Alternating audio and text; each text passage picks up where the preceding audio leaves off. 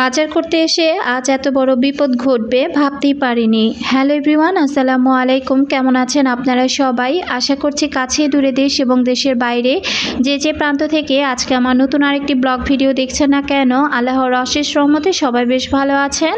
আমি বিথি, আলহামদুলিল্লাহ আমিও খুব ভালো আছি পরিবার পরিজন নিয়ে।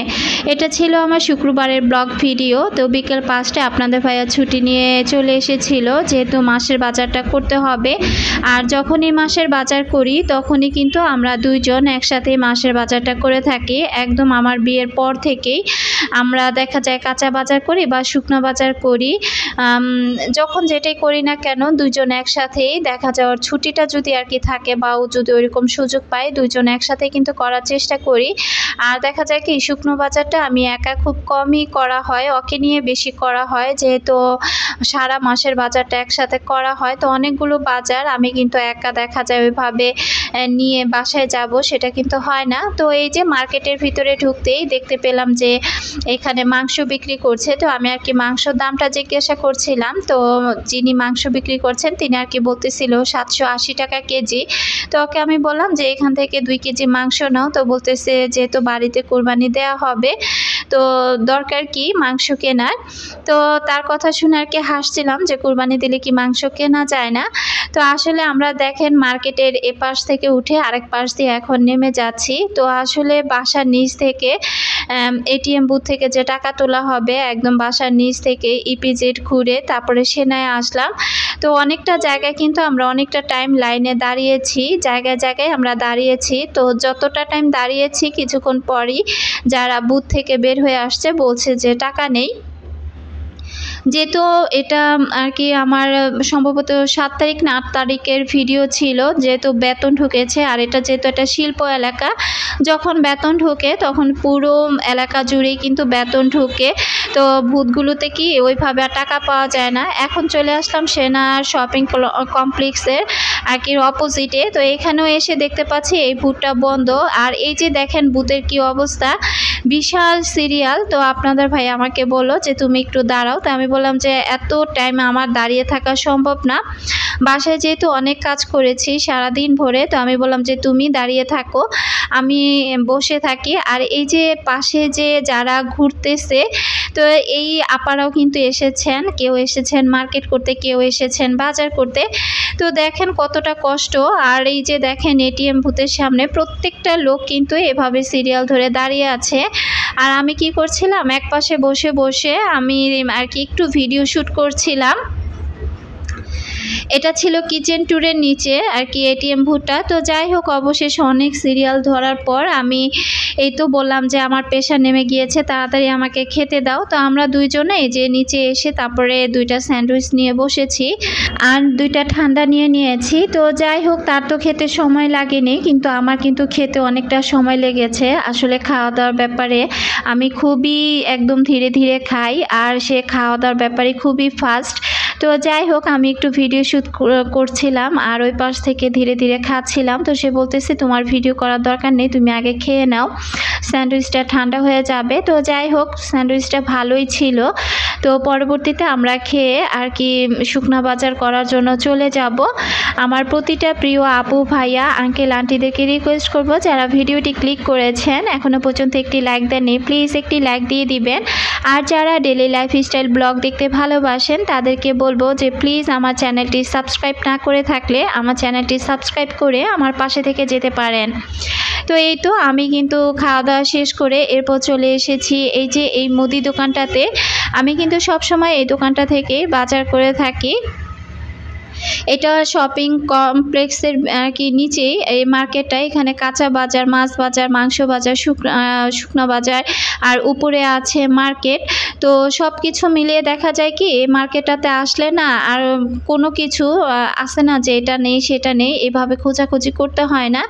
আর দেখা যায় যেহেতু মাসের বাজারটা করতে এসেছি আর আমি বাড়ি যাব, বাড়ির জন্য টুকটাক আলাদাভাবে কিছু কেনাকাটা করব, যার জন্য কিন্তু আমাকে নিয়ে এসেছে। আমি অনেকবার বলেছিলাম যে লিস্ট করে দিই, আমি একটু বাসায় রেস্ট করি, তুমি নিয়ে আসো। তো তো সে বলতেছে যে তোমার আরাম করার দরকার নেই, আমার সাথে বাজারে চলো, যা যা লাগে তুমি দেখে শুনে কিনে নিয়ে আসবে। তো অলরেডি কিন্তু আমাদের বাজার করা শেষ। তবে বাজার করার পর তার একটা সমস্যা হচ্ছে, সে বাজার করার পর কি করে, সে আমাকে একটা আর কি অটোতে তুলে দেয় আর সে বাইকে করে চলে যায়। প্রতি মাসে কিন্তু সে কাজটা করে থাকে।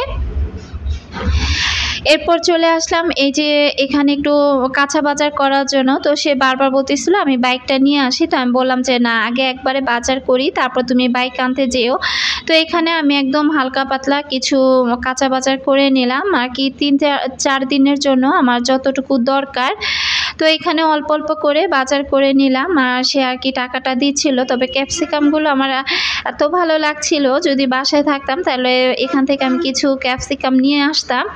আর আলু পেঁয়াজ কিনতে এসে এই যে কারেন্টটা কিন্তু চলে গিয়েছে। তো আমরা যেমন একটা এলাকাতে থাকি আর কি, কারেন্ট যে এখন এত জ্বালাতন করছে সেটা আর বলার মতো না। তো আমার কিন্তু সকল হাট বাজার করা শেষ। তো এখানে ওরা এই যে মুদি দোকান থেকে আর কি ওরা এই যে কি বলে এটা, ছোট্ট একটা ট্রলি দিয়ে আর কি বাইরে বের করে দিয়ে আসছে বাজারগুলো। এর মধ্যে কিন্তু আপনাদের ভাইয়া একটা অলরেডি অটো ঠিক করে ফেলেছে। তো আসার সময় তো দুইজন বাইকেই বাজার করতে এসেছিলাম, আর যাওয়ার সময় দেখা যায় কি সে আমাকে অটোতে করে তুলে দেয়। তো এই যে আমি যখন অটোতে করে এতগুলো বাজার নিয়ে যাচ্ছিলাম, পথের মধ্যে আজকে এত বড় একটা বিপদ ঘটে গিয়েছে যেটা কিনা কল্পনার বাইরে। আর ওই যে দেখেন সাহেব ধীরে ধীরে হেঁটে যাচ্ছে তার বাইক নেওয়ার জন্য। তবে কিন্তু আমি অটোতে ওঠার পর আমি আর ক্যামেরা অন করিনি। এরপর কিন্তু আমি বাসায় চলে এসেছি। আর রাস্তা দিয়ে আসার পথেই এমন একটা অ্যাক্সিডেন্ট আমার সাথে ঘটে গিয়েছে যেটা আমি আদৌ কল্পনা করতে পারিনি। যখন বাজারটা নিয়ে প্রায় আমি ইপিজেডের কাছাকাছি চলে আসি, আর শুক্রবারের দিন যেহেতু বেতন হয়েছে, এত প্রচুর লোকজন, এত কেনাকাটা, সবাই কেউ হয়তো বা শুকনো বাজার কেনাকাটা করছে, কেউ হয়তো বা মার্কেটিং করছে। তো ওই মুহূর্তে পিছন থেকে একটা বাইক এসে, দুইজন ছিল বাইকে, তো একদম আমার অটো বরাবর এসে আমার হাতের পার্স ব্যাগটা আর কি অটোর ভেতরে থেকে টান দেয়। তো ভাগ্যিস যে আমি খুব জোরে সোরে আর কি ব্যাগটা ধরে বসেছিলাম। আর মেয়ের একটা বই কিনেছিলাম, তো বইটা আর ওই ব্যাগটা আমার হাতেই ছিল। তো ছিনতাইকারী যখন আমার হাত থেকে আর কি হুন্ডা চলন্ত অবস্থা থেকে টান দিয়েছে, তো আমি যদি ব্যাগটা হালকাভাবে ধরে রাখতাম তাহলে দেখা যেত ব্যাগের ভিতর থেকে শুধু আমার মোবাইলটাই তারা পেত। আর এই যে মোবাইলটা দিয়ে আমি ভিডিও এডিট করি বা ভিডিও রেডি করি, এই মোবাইলটাই কিন্তু আমার ব্যাগে ছিল। তো যখন তারা আর কি টান দেয় তখন কিন্তু আমি খুব চিল্লাচিল্লি করি অটোর মধ্যে বসে, আর বারবার অটোওয়ালাকে বলছিলাম যে আপনি একটু জোরে অটোটা চালান, আপনি একটু জোরে চালালে আমি বাইকটাকে ধরতে পারবো। তবে সমস্যা একটাই, আমি যদি অটো থেকে নেমে বাইকওয়ালাকে ধরতে যেতাম তাহলে যে যানজট ছিল আর কি, হুন্ডাটা অত জোরেও টানছিল না, তাহলে আমি খুব সহজে ধরতে পারতাম। এইদিকে চিন্তা করছিলাম যে এতগুলো বাজার রেখে যদি আমি নেমে যাই, হয়তো বা আবার অটোওয়ালাই না আমার বাজারগুলো নিয়ে যায়। তো আমি কিন্তু বাসায় এসে আপনার ভাইয়ের সাথে খুব রাগ করছিলাম যে কখনো ভবিষ্যতে আমাকে নিয়ে বাজারে গেলে তুমি এভাবে আর বাইক নিয়ে বাজারে যাবা না, আর আসলে দুজন একসাথে অটোতে করে আসবো। আজকে যদি আমার মোবাইলটা নিয়ে যেত, এই পরিস্থিতিতে কি অবস্থাটা না হতো। তো যাই হোক, আপনাদের ভাইয়া খুব হাসছিল আমি রাগ করার পর, আর বলতেছিল যে সাব্বাস যে ছিনতাইকারী তোমার কাছ থেকে মোবাইলটা নিয়ে যেতে পারেনি, মোবাইলটা রক্ষা করার জন্য তোমাকে অসংখ্য ধন্যবাদ জানাচ্ছি। আমি কিন্তু কথা বলতে বলতে এই যে রাতের বেলা দেখতেই পাচ্ছেন এখানে আমি একটু জালি কুমড়া ভাজি করে নিচ্ছি, আর ট্যাংরা মাছ দিয়ে বেগুন আলু দিয়ে একটা তরকারি রান্না করব, সেটাও আবার হাতে মাখিয়ে। কিভাবে কি রান্না করব সেটা ডিটেলস আর বললাম না, বাইরে যেহেতু বৃষ্টি হচ্ছে, বাসায় কিন্তু কারেন্ট নেই। আর যাবার পথে যে আমি রাস্তাটা দেখালাম সেখানে কিন্তু এলিভেটেড তৈরি হচ্ছে, আর আমার মনে হচ্ছে এটার কারণেই গ্যাসের এত সমস্যা। এখন তো শুনতে পাচ্ছি যতদিন যাবত না এই এলিভেটেড তৈরি হচ্ছে কি রেডি না হচ্ছে পুরোপুরিভাবে, ততদিন হয়তো বা গ্যাসটাই থাকবে না, আর কারেন্টেরও এই অবস্থায় চলবে। তো জানি না কতটুকু সত্য বা মিথ্যা, সবার মুখে মুখে এরকম কথাই আর কি শুনতে পাচ্ছি। তো যাই হোক, কথা বলতে বলতে কিন্তু আমি জালি কুমড়াটা এই তো তেলে বাগার দিয়ে নিলাম, আর এখন হাতে মাখা মাছটা আর কি বসিয়ে দিব। রান্না তো ঠিকই করছি, তবে আমার আর কি মনে একটা কথাই বারবার ঘুরে ফিরে আসছিল যে এখন যদি আমার মোবাইলটা নিয়ে যেত তাহলে কি অবস্থা হতো। তবে আমি মনে মনে খুবই রাগ হচ্ছিলাম এই ছিনতাইকারীগুলোদের উপর। যে কর্ম করে ভাত খেলে দোষ কি, অন্তত এই চুরি চারটা না করে।